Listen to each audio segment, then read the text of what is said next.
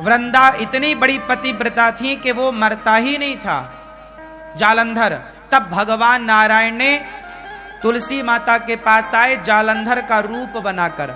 वहां शंकर जी की लड़ाई चल रही थी जालंधर से युद्ध, और यहां भगवान आए और जालंधर बन करके। तो वृंदा ने कहा आपने युद्ध जीत लिया? बोले हाँ। अब वो युद्ध जीत गए तो दोनों पति पत्नी आपस में वो रमण के लिए जाने लगे, और जहां दोनों पति पत्नी रमण की ओर गए तो उसने एक दीपक जला रखा था वृंदा ने कि ये दीपक बुझ जाएगा तो मान लूंगी कि मेरा पति नहीं है। अब वो दीपक बुझ गया क्योंकि वहां शंकर जी ने मार दिया जालंधर को। तो वृंदा ने कहा कि आप कौन हैं? तब भगवान अपने विष्णु रूप में प्रकट हो गए। प्रभु आप हमारा पातिव्रत धर्म नष्ट करने आए हैं।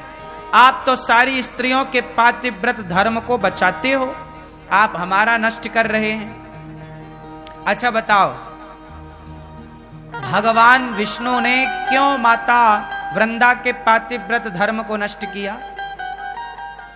क्यों? क्योंकि लोगों को जानकारी अधूरी है, इसलिए ना लोग अधूरी बातें करते हैं। आपको मैं जानकारी पूरी दे दूं। जब वृंदा का विवाह जालंधर से नहीं हुआ था, उसके पहले हजारों वर्षों तक वृंदा ने तपस्या की थी और तपस्या में वरदान मांगा था कि मैं भगवान विष्णु की पत्नी बनूं। अब भगवान विष्णु की पत्नी, तो भगवान विष्णु को प्रसन्न किया। भगवान आए, क्या वरदान चाहिए? बोले मुझे आपकी पत्नी बनना है। भगवान बोले अच्छा बन जाना, पर जाओ अभी तुम जालंधर की पत्नी बन जाओ।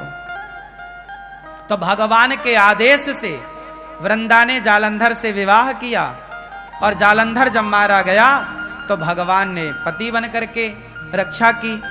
अच्छा, भगवान को पहले ही वरदान में पति मांग चुकी हैं वो, फिर बाद में कहा कि आपने हमारे पातिव्रत धर्म को नष्ट किया। अच्छा, तुलसी बाद में ये बात भूल गई, तपस्या और उन्होंने ये वरदान मांगा, ये बात थी पिछले जन्म की। अब इस जन्म में उन्होंने वृंदा के रूप में जालंधर को प्राप्त किया है। परंतु भगवान ने वरदान तो दिया था कि मैं तेरा पति बनूंगा, तो वरदान मिथ्या कैसे हो? अच्छा, जो जालंधर था वो अपनी पत्नी के बल से ना उसकी शक्ति का वो मिसयूज करता था। वो पत्नी के व्रत से इतना बड़ा बलशाली हो गया, मरता ही नहीं था। सोचिए, शंकर जी नहीं मार पा रहे थे उसे, तो वो अपनी शक्ति, और मार क्यों नहीं पा रहे थे? क्योंकि पत्नी का पातिव्रत था, और जहां पातिव्रत धर्म मिल जाए तो पति कई गुना शक्तिशाली है, तो मरा नहीं वो। तब भगवान को आना पड़ा कि तेरा पति गलत कर रहा है, समाज को परेशान कर रहा है, अपनी शक्ति का मिसयूज। इसलिए भगवान ने जन कल्याण के लिए वृंदा के पातिव्रत को नष्ट किया। फिर वृंदा ने श्राप दिया कि आपने पत्थर बन करके मेरा पातिव्रत धर्म नष्ट किया, जाओ आप पत्थर की शिला हो जाओ। तो भगवान बोले तथास्तु, यदि मैंने तुम्हारा बिगाड़ा है तो तुम बिल्कुल मुझे दंड दे सकती हो, तुम्हारा श्राप शिरोधार्य है। तब भगवान उनके श्राप के कारण शालिग्राम भगवान के रूप में प्रकट हो गए। ये शालिग्राम भगवान की उत्पत्ति है। तो वृंदा के श्राप से भगवान क्या बन गए? जोर से क्या बन गए? शालिग्राम बन गए। फिर भगवान ने कहा, फिर वृंदा रोने लगी कि प्रभु अब आप बताओ, हम आपकी पत्नी सदा रहना चाहती हैं, हम आपसे अब दूर होना नहीं चाहती। तो भगवान बोले वृंदा तुम तुलसी बन करके आओ, अब हम और तुम दोनों विवाह करेंगे, फिर तुम हमारी पत्नी बन के रहना। इसलिए एकादशी के दिन, दीपावली के बाद जो बड़ी 11 आती है, देव उठनी एकादशी, उस दिन तुलसी का विवाह भगवान शालिग्राम जी से होता है। और पूरे भारत के लोग ये विवाह बड़ी धूमधाम से, उत्सव, घर घर ये उत्सव मनाया जाता है। आपको भी मनाना चाहिए। एकादशी के दिन शालिग्राम भगवान का ब्याह तुलसी जी से कराना चाहिए। तो तुलसी ने कहा कि प्रभु आप मुझे पक्का वादा कीजिए। क्या?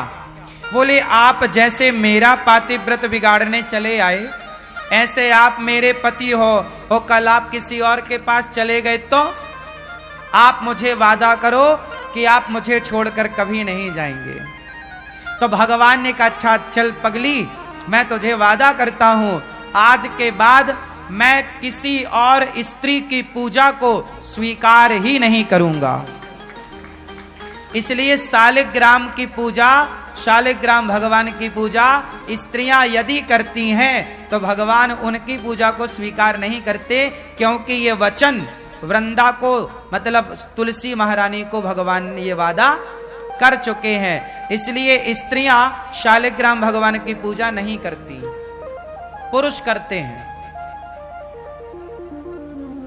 अब आप सवाल कर सकती हो कि क्यों नहीं करते हम? अरे तुलसी जी ने प्रॉमिस लिया है भाई, वचन लिया है। उन्हें डर है कि कहीं आप भी भगवान को तिरछी नजर से ना देख लो। वृंदा को डर है कहीं आप भी भगवान को अपनी ओर ना खींच लो। तो भगवान ने कहा चलो हम किसी स्त्री की पूजा को ही स्वीकार नहीं करेंगे। तुलसी की खुशी के लिए। किसकी खुशी के लिए? तुलसी माता की खुशी। इसलिए संडे के संडे भगवान रोज तुलसी माता से मिलने आते हैं। इसलिए संडे को तुलसी नहीं तोड़ते, केवल संडे को। बाकी तो विधान अलग हो सकते हैं, पर संडे को इसलिए नहीं तोड़ते, तुलसी में भगवान का वास होता है। भगवान अपनी पत्नी से मिलने संडे के संडे आते हैं। बाकी समय वैकुंठ में विराजते हैं लक्ष्मी जी के साथ।